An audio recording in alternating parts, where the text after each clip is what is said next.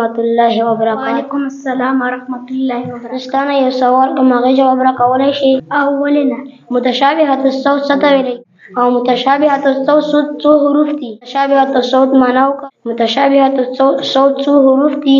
خدا مته په یو جواب ماشاءالله زه ستا سوال باندې پوه شوم. د دې جواب متشابهة الصوت معنا دا ده چې په یو بل کې سره اواز کې مشابه دا متشابهة الصوت ټوټل سول چې کوم دي یو واو. الرحمن الرحیم تا اور طا سا اور سین ح اور ها زال اور زا سین اور صاد ضاد اور ظا عین اور حمزه کاف اور قاف. ماشاءالله سبحان الله. زستانه یو سوال کوم دغه جواب راکړه.